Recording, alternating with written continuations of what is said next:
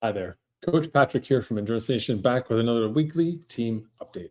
I want to give a shout out to everyone who started and finished the November out season, another 14 weeks under your belt.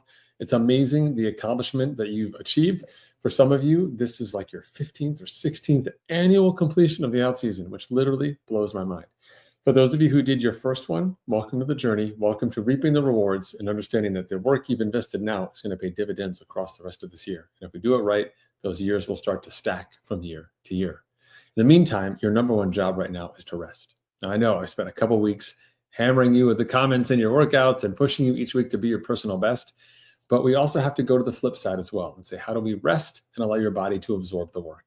Not just the work of the session you did yesterday or this morning or just last week, but more so the 3.5 months of work that you put in, understanding that a brief respite here, whether it's just a week if you have an early season race or 2 weeks if you have the luxury of a mid or late season race, will actually help you consolidate some of those gains. Yes, you'll see a little dip in the peak fitness. That's okay. We'll be able to quickly ramp back up. This rest strategically allows you to offset any future problems, the problems you won't even notice that could have been happening just simply because you took this rest time. So as hard as it is, please follow the swim camp plan, follow your rest week plan, know that you're on the right path. I'm super excited to see what you come up with next. Of course, you can always go to endurancestation.us/roadmap to learn more about how our seasons work overall. And those of you on the team, please go inside and actually submit questions to me.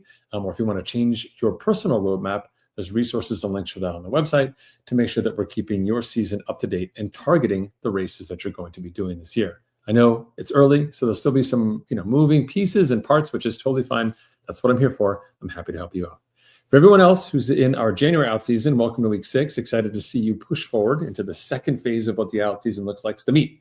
Gone through the bun side of the first couple of weeks. Now we're in the meat section and the core, and then we'll get to the other side of the sandwich, right? So as we go through this process, really understanding the quality work comes from consistency, listening to your body, and pushing your limits when it's possible, but respecting them when it's not. There's a time and a place. We want to do good workouts 2 or 3 times a week. We don't need every workout to be your best possible workout.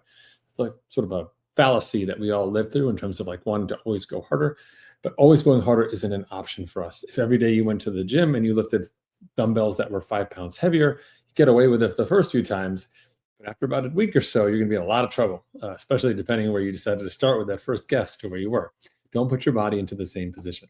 Rest is important. It's natural to have a sort of a wave to our season as we progress and absorb. And ideally, we have that natural wave working upwards. What we don't want, anytime you have straight lines, we have problems. Straight line up, that's going to be a massive problem for you later. Straight line down, then we know we're already headed into the depths, and we've got to turn things around, as it were. All of those things are fine. They're natural occurrences, but hopefully with some intentionality, we can avoid them. All right.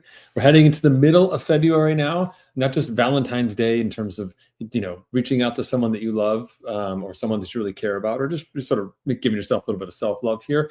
It's also a critical time when we start beginning to think about our early season choices, whether you're doing a race as a test at the end of the out season, or you're making some changes to your schedule to accommodate an early season event. Now's the time to really think strategically about what does the exit of winter look like?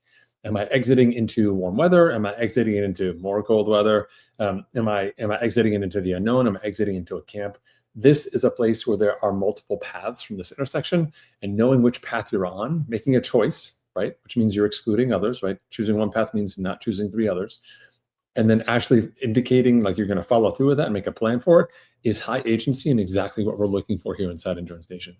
If you need help with that process, please post inside the community. If you're not on the team, post to social media or head over to endurancestation.us where you can find our guides, download them for free, use them to create a better season for yourself, a better race, or whatever it is you may need. I want to appreciate you for tuning in this week. I'm excited to see what comes out of the week for the team and what choices you all make relative to your future exiting the winter time. I personally can't wait to exit winter. I'm doing this not just for like, sneaky coach moves, but also my hands are frozen and I'm trying to warm them up. All right, everyone, have a fantastic week. I'll talk to you soon.